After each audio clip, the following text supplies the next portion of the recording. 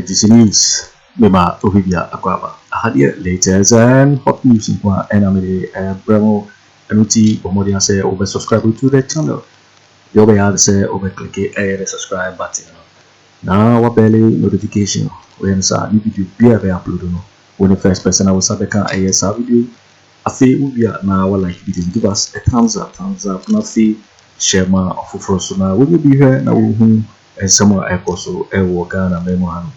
I feel Yambura ye and somewhere abeto ye proso. It ye a year sound come here also sa report here about to get it is as it. And one year is Munam campaign mu ya don't be free here chew abatu tuo ama nkofo ni bi kura epra. Mana asam net say. Me da say ni share we say fu nyina. Any da ye ko nya krom. Ye kay program. Very successful program. Ye wie ya yerban. In fact, ye ma police for letter na woman and escort please wear 27 with their van. If you're crying, I want to watch them be the big na na no why light off. You know why you sun kakra. Then I will for use one phones na lights na torchlight na whatever. If you do baby make one baby I truck na or yen na police for my mijina ho na me address the crowd them. It is a car be a bar na police for na direct the car. Obo ho mo fa yin obo ho fa yin na woko. Ya you do baby ni the convoy biba. Na police for no why they wo boy kwana mo ho ma wako. No e normal because cars reba wo boy kwan mo woko. Inti wo bo tem ni fa me hu convoy kor. Na mom worry ben men ina me hu nde peace in the van a na inscription go nti me hu do yo no. O kan ina wo be tem na wo kwai. Na baby amigina me reach towards me left because ohona Michael osi it make towards me left and the kasa me da me wan kasa nemba it mo okodo right the man said e papa it why ya kasa ya baby in the anyum na so then please for the man command the what for Mr. Khan na me gina car inside na me security man so da me ojina make oya na wada ho oya na we gina ho no onye please for the coordinate. Suddenly, what kind of over Mr. Khan inside? Na me inside. No, what's the GUnShot? Na me but music and obey me pa. She me say GUnShot a me boa. It wasn't me say me na me say about some no say obi atu. Na me say obi atu ha. It's a me Mr. Khan ni moment. Na me hu there. Why is another convoy see right hand side in Morocco towards the bridge? Because it's now from only one way. The new old bridge in war repair. It's a new bridge with a age and telling one convoy in coming. Me know what I left walk. But me say me right I'm Mr. Khan. Let me wonder what be down what war about. Not said one call or call. It comes from where I'm standing to the filling station. Crowd I a home man. It's me 1 hour. What some woman him. No one say one for crowd in the view. No one say for crowd in the view as an equate view. Iti woman me send you for reverse. It's a yamfa the normal route. Yes, I ain't sikapa. Kwa maya azikapa places. Na me kon. No waka do be a it's a man there. One cost of hospital there or today. Clinic, hospital clinic. Okay. And I me babo and the kitchen day. Girl be name for a consonant. And I remember no not Nanika say no one so papa. Some of them. Let me would you and I make another uncle today. No academic for free France. What can I mean for police? For police station, you're cocking. Today, when you pay pra and Sammy for police station, they come. No cockado be a pra and I be no be in prayer. No, I there were empty to him as there is. Into Yelko Mona, Afenyo Markins or Emily the offering. Honorable, what is happening in Street? Let me go, me you say, number 1 year from Manana Mako, Cedra. Now, about some happy with April. Not what the enemy police officer. Kweku Nasara coordinator. Some leader. How do you talk like that? Kweku Nasara coordinator then. No policeman on no driving say I'm in an your program on what Jamaica is soon. You come when you know able to testify to it today. Or Jamaica is soon a program. If I'm going to speak, I'm a minister Christian or send a make a chance. I'm not to speak up. My bench and okay. If I'm able to not even if I have to resign, I will resign. Now you're about to the master. Me too, me care the last time I'm a croquet gun. Me this year, What the no will be when the system. Me and then a new Kobe, and in the system is Obia police the mason. If you have no one investigation. In a million or cadam, please. Now, a metutua. What I say, a metuto. Minimum to me pay to go there. Indeed, me policeman before and Afenyo Cafe. Now, Afenyo Becca and a son, any policeman that maybe I'm a boy, some and I'm no crown, I'm the leader. Don't go there.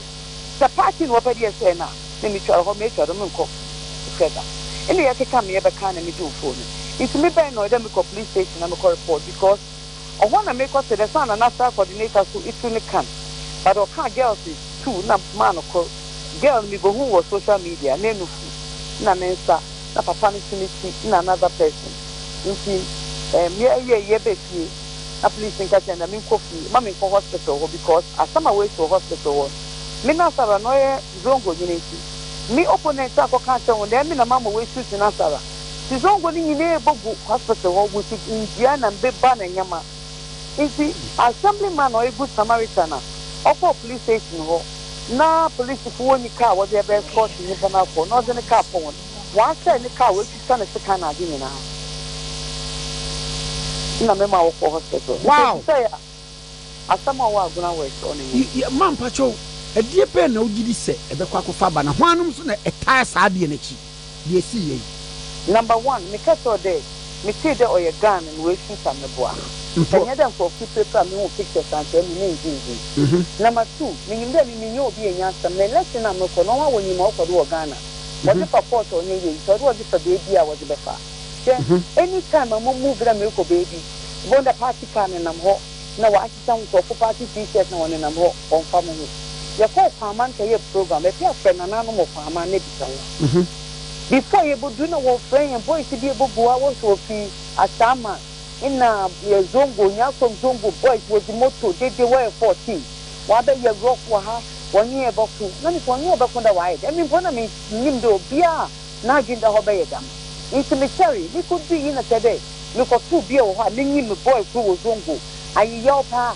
Na mako kwenda minister na maye day na me nankasa won na from off nankasa na lan odo sisi so ma won slow down won ye dedia na ho awotu wo mutu na ze na wo kwai but on for your police mo bay no obey 14 and 4 no report to the police station place aminya maka and one mom police representative of here because apart from me police officer we need to be so patrol and so police for obey here be catch them until the BB serious business. Let me see what I say. Or maybe bump the BB serious and oh yeah, that or how will be. Not the master make it see. Into my way energy. Me then yami or yami, less energy, 8 more and step down your before. Man, Pacho, nature say, a year, a be our opponent and answer or power party, no, and one who say, as in couldn't be a bar mounty, and yan suppress him. Suppress energy, what about suppressing? Na etumi de me tumi friend some party because me hu na so your won sha onya me wan say na me leader me hu how we be from the me security officer we ku obi abro bi hu ha baby am bonizin because for you no friend na me pisan there wo he abase duru ha wona no kashiro me say I was na di negotiation ni na enyim ikrom ha me kashiro so de kroma boy bi bi obey bi a wo di na wo bo me kashiro me leader on tasking me say better because I won't have money promise. No use never know where you are. The cat and another. It's me boys, I mean, you won't quit. Me, you can't see. Oh, when you know about what's meaning, hey, a video bone. Me, so when you know, funny baby had it because who back a bona. Nay, you know, banana bona. Sometimes you feel about 2 years, boom, yada. No, ban a boy, I go upon because you need that 12 minutes. I don't know Yamabana, about 10 or Yoba. If you when you not be here because one will pick it and also that be on a then a Gaza for you or you to come. Your whole wedding and a Yako. Next and Yakroma. You walk out with them, they are Bruana Opera, on Webino out. Wow. I walk for clothes, as some will see one. On Yaza, you go to create you to the game. Support I will support you or home Pulu Chroma and the Minso Noma. If you Yaza, look to 2 or me, look Pulu. How? In a because it's 2 boy, you're passing a day. Mixi my enam, young couple of being faster can point and one of us too.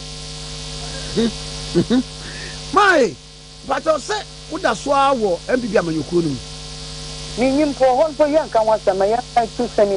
Ba cho mate pa. Amanyokum sama kontunte. Na yan kai tu semi a we sia. Yeah. Di man say ya na kasa no de adroi waja ma police say wo ye ne den na wan kasa so be ye personal investigation bi ana. The for so you jama police. And the paper ma wonka any da. Police commander me ne kasa ya ke on almost 2 something kwa am na ye kasa. Okay. Me information there na me jama. But me information is me from to A. Police commander you wait man na me jama. Ina nya from divisional commander so no so me ne kasa. Na aguna ahadun so me ne kasa. Nti ana piano da be nya me na do ma me da wona say. Wo mama escort. Okay. Obo boy yan ho bana na me nde Nyankopon but Matt there who support you massive. Support na. Nyamena do mo. Kakra ye be hwe na ya ye kama pa. Na say kwa na room obi ni nam say ma Cynthia say wonu kwa wa step down na ade bi. But eti bia. Me see pa, my Friday am for Sunday mo for court bill. What ma mo campaign. Was mo for court. Na e den what for about December 7th. Na one file me nomination na me din tell ba won na what ma mo campaign. Wana do court. What oye NDC so sinyon one. NDC where you want say team wa ba me fi ha be kan chem. Why a press conference. On one na what the court for where you want to party him. On wa ba kan chem. Ni for say tin on him. Also be a otchere na no ni dey do say.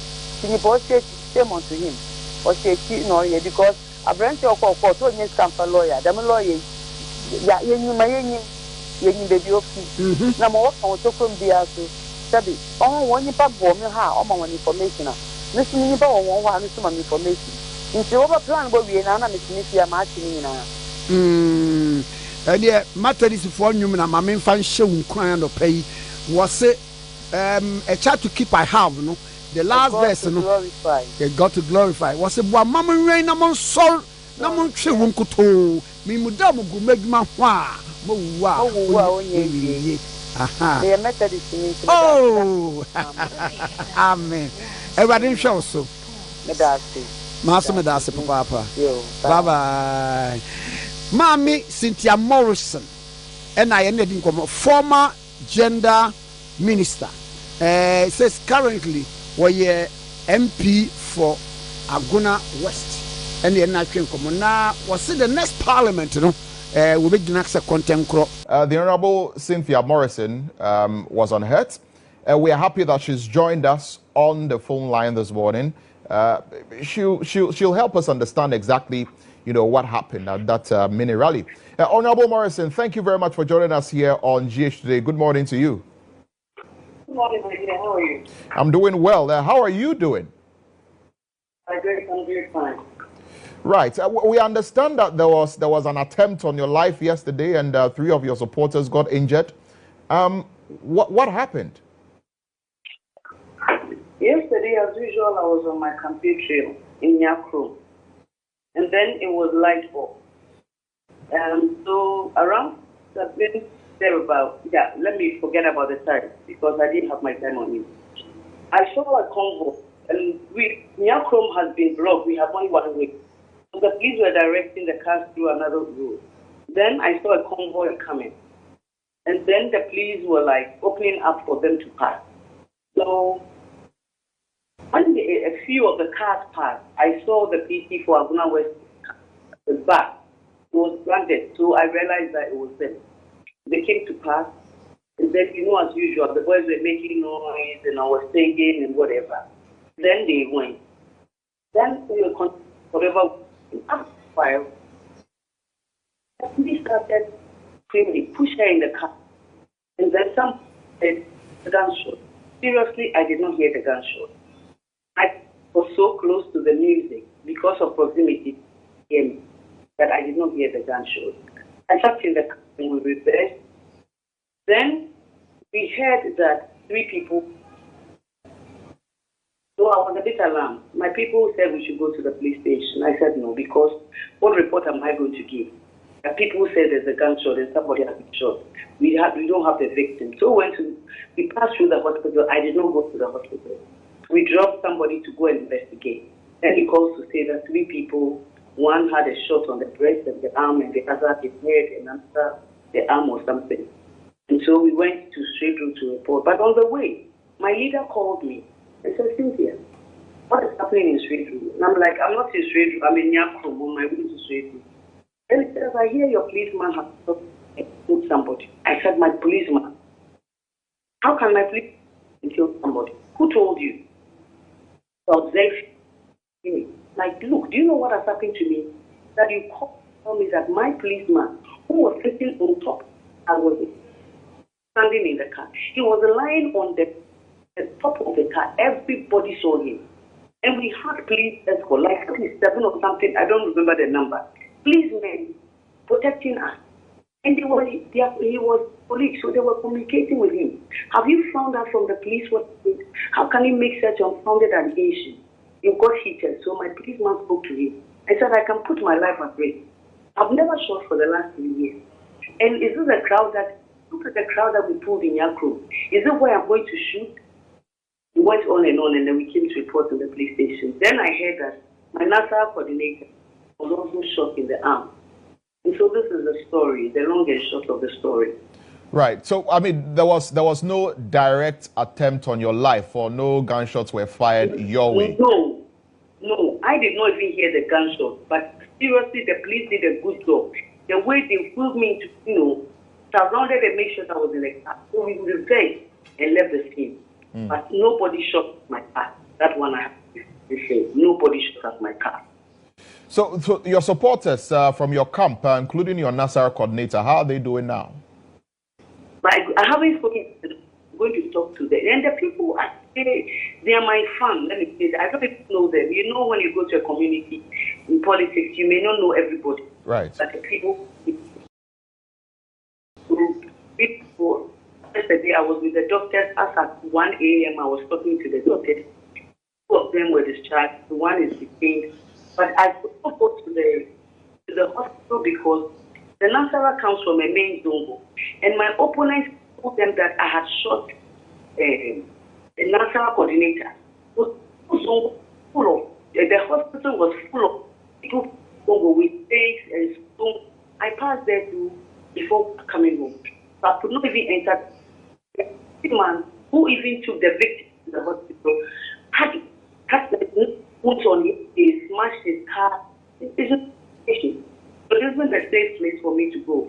But I'm currently on phone and they are giving me the briefing as to how everything is going. This morning, the other is going to have an X-ray and moving forward, whether he or the ticket to Konipo or I follow. Right. And what have the police been telling you about this attack? Oh, the police did a good job. Yes, they were all here.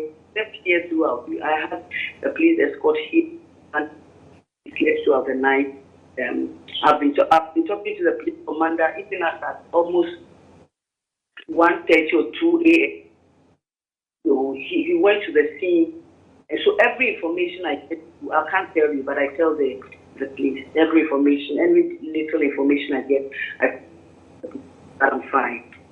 All right. But how is your campaign shaping up? I mean, you're running as an independent candidate, and we know that you running as an independent candidate is coming with some kind of controversy from Parliament, with your seat being declared vacant, among other things. How is your campaign shaping up in all of this, and how are you holding up? It goes great. So yesterday, everything is going well, but in politics, you cannot say everything is okay until the final day. So, I do a lot of stuff my way. How I'm pulling the crowd, you don't know, because they never see me going anywhere. But anywhere I go, my opponents, people, passing through their, I'm around. But that one I'm not, protect. And then I went to Kwamman. The boys come and insult me and do everything. But me insult there, politician has to get a thick skin. So those ones, even though I report to the police. So everything I'm telling you, I report on the police because I didn't even think this day. But by God's grace, everything is going well. Everything is going well. But to say that they attempted to assassinate me, that one I can't say because I didn't see it. What I saw was the cars moving, down and then passing by. But apart from that, I am very fine. And every team member is fine. Yesterday, I called all of them at night to find out if any of them had a gun, and they said no. Nobody. And you should not see my team members. I don't know who held a gun. Me, I've never held a gun, but I don't intend to. But God is here with that. Right. But will you, in light of all of this, will you suspend your campaign for a bit? Mondays, we do desktop. We look at events that have unfolded, what we think we should do next and all that. So today is that day. So for today, I don't think I'm moving out. I may move out, maybe go to the market. I have a few stuff to buy. And I like to deal directly with my market women because they are my people. And a lot of them are worried. Some of them have come here this morning. I mean, the Baltimore I speak to you, and I hear they are here. They want to come and know what is happening. Move out for them to know that I'm fine. But apart from that, we do not talk politics. You don't discuss your strategy on air. Whether I will not tell you until my team is ready.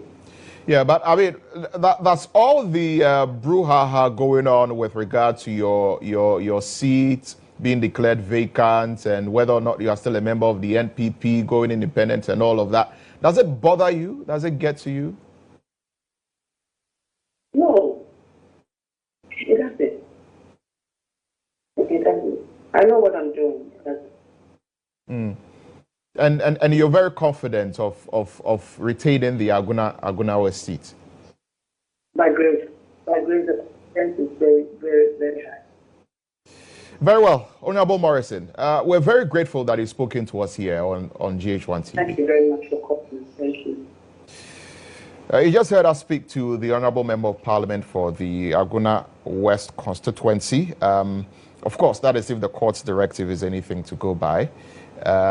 But we know that at the last time that we checked, the Speaker had also declared her seat vacant. But of course, she's contesting as an independent candidate for the Aguna West constituency. And we understand that some of her supporters were injured after gunshots were fired at a mini rally where she was campaigning. And so, of course, as and when we have more updates on this, I will bring you those updates here on GH1 television. Campaign or launching a campaign on Yakro. And I did before support campaign. I was a group of Agro. Sir, Matthias, and the member say, and it just will be a new beer, so we're in a campaign, and when ye. We're in the campaign, to remove the Vienna or my blockade, and Cynthia in the campaign, a quite a blockade. It's a quite a blockade or moose yapapino. A 102 the Katai. It's not a quite number from my Adamsi Abasodon. A final a blockade. It's a blockade and almost see from there. On Papa, no more beer crime. If you could be a crime, will be a good acquired damage of Bawumia to that issue. And they say, actually, been one, na Senate. When I said the Abasod the police going to be as you are only see there, I do 8:39, 9 p.m.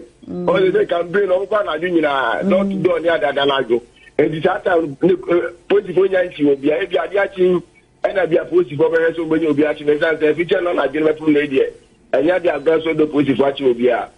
If you inform see her now, you best about champion near her near Coso, a home to Kofi Jana, my and crown, Nimum, and son, I know the sea and also no party chairman, NPP, Ekasa, Yentibimba. Some are happy and if you agree, you need a piece. The way your campaign was in crime. Unfortunately, yeah, but no, for the AMP. Now, the war attacking the starting from often day, AMP Cynthia Morrison, plus or launching the campaign war from the Aremeyaw. Yes, your convoy, police escort will have one mind. They were starting from AAP in the car was as a war attacking. To me, I made the last person I'm more convoy. The one where you mechano, Fifi, and now because it's one mechanic piece, no piece of the way airport is also about attacking.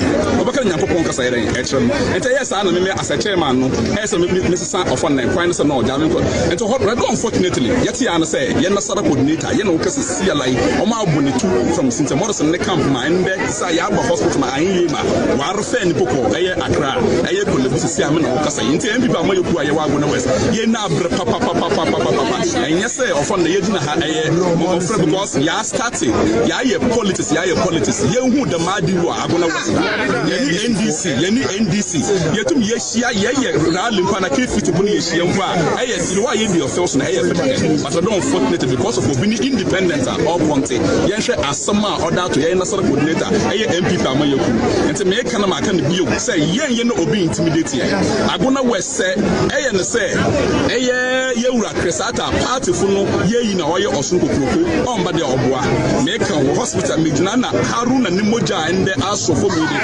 victim ye papa na Bawumia ye ne ni mungwase sintemos ni independent ya oye onye careful na on to me fight with NPP amayoku asma me kan ni bruno ye nkasa ye bebre but in the breed ye yakoye official complaint or division na police so wa show you say they be a corporate what did down for no they be a worship be ala justice by them ye MPP dey here to try some because you say you believe in the rule of law and say the massive ye sin that day ye ni bro some man say ye MPP fu nya ya asake ye come say ye ka ye ko ye di na sala coordinate nature wa class see ye ka say and say obi a ye bia me for the mark nya say be a o she be ala ye ba chem be a o be a fish out na ye dim say agona west aye dan kra so a man na ye hu de ye de shake ye mpaba campaign ye be kusne aye den ya ye na ya bio na ye papa Bawumia wa den we wini na awura kresata ono so wa den we wini Asante say na won go a ye city ye be maintain ye make so aye kresata na MPP amayoku ntime dem ase nti no de akoso wo ho no MPP agona west chairman na wote no nka no ye behwe na ye nya ma me Cynthia Morrison na ono so ye tie de akoso but obatampa udine ne na mukura keke no kura na nye ti wada Roma sorry na ka bibi na no omun kasa na gina wo kwanta koro no nso nyina se party na asomdwe mra na wo kan NDC na MPP omu an pokro mu nye bida nti ede na mo within mo party a unnim de besie one day mbese hia ye kotutu am obi papa obi ebusua one ko eba ene ya boni cho ne fimu ye bo awrade mpaye so mbetumi ahwe yo waiting for winning and someone about beto yepono so because you so and our no so we are subscribe ya bobodia say we subscribe to the channel sanse hadie latest and hot news kwa and am the bremo Afenyo yana one like video give us a thumbs up na fi share ma Ato Forson na when you be here na wo and someone ekoso e wo Ghana ni man also betimi atchere wadua fa ye and someone nyina ho e wo comment box no mobeti interview in my next video. Thanks for watching. Like and share the video. You can also drop your comment. Please don't forget to subscribe. Click on the bell to turn on the notification.